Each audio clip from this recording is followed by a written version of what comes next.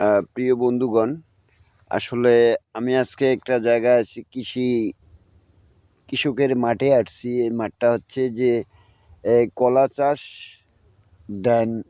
এখানে নাপা শাক দেখা যাচ্ছে। দেখেন এই নাপা শাক আসলে এক ঢালে দুই পাখি। পরিবারের খাওয়ার চাহিদা মিটতেছে, সবজির চাহিদা মিটতেছে। আবার এই কলার গাছ থেকে এই কলা হবে, সেখান থেকে একটা ভালো ধরনের মুনাফা অর্জন করবে। তাহলে আপনাদেরকে পুরো ব্লগটাই দেখাচ্ছি। পুরো ব্লগটা দেখেন প্রিয় বন্ধুগণ। অনেক বড় এই মাঠটা, এই কৃষকের মাঠটা। আরও একটা আছে মাঠ, কলা। দেখেন, এটা হলো নাপা শাক। দেখা যাচ্ছে কি? একটু রেসপন্স করবেন। যদি দেখা যায় অবশ্যই আপনারা এই লাইক কমেন্ট শেয়ার করবেন যদি ভালো লাগে। আর না লাগলে তো আপনাদের পার্সোনাল ম্যাটার। তাহলে এটা দেখাইলাম, আপনারা দেখলেন। এটা হচ্ছে কি নাপা শাক, কলা চাষে সাথে নাপা শাক। আর একটা ব্লকে যাচ্ছি, সে এই ব্লকটা তো দেখেন আপনি, যে এখানে আলু চাষ করছে, কলার গাছ দুই সাইডে এবং আলু চাষ। এই অনেক বাম্পার আলু হয়েছে। আচ্ছা, আমরা দেখি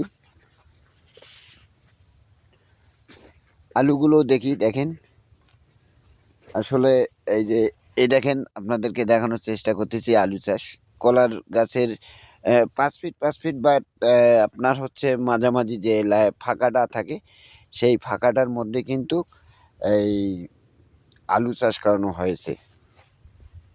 আর পাশে আপনারা দেখতেছেন আসলে ভুট্টা দেখা যাচ্ছে, ভুট্টার ফুল এসেছে।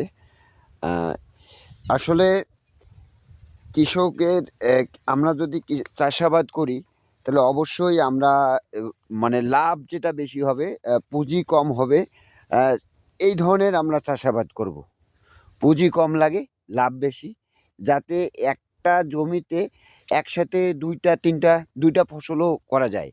এখানে কিন্তু কারো করতে পারতো সাইড দিয়ে জাঙ্গি করে, বিভিন্ন, যেমন পানি কুমড়া, সিম, দেন হচ্ছে সাতপুতি, ঝিঙ্গা, এইরকম কিন্তু এরা আবাদ করতে পারতো। এই একসাথে এখন কলা দেন হচ্ছে, আলু চাষ আছে, এবং এর সাইড দিয়ে আবার জাঙ্গি করে, মাচাং করে তারা কিন্তু এই চাষগুলো করতে পারতো। তা আমি কৃষকের সঙ্গে কথা বলেছি, উনি বলছে না, ভালো একটা পরামর্শ। সো প্রিয় বন্ধুগণ, আসলে আমাদের যদি জমি থাকে, তাহলে আমরাও এভাবে চাষাবাদ করব। ধন্যবাদ, কৃষক মাঠ থেকে।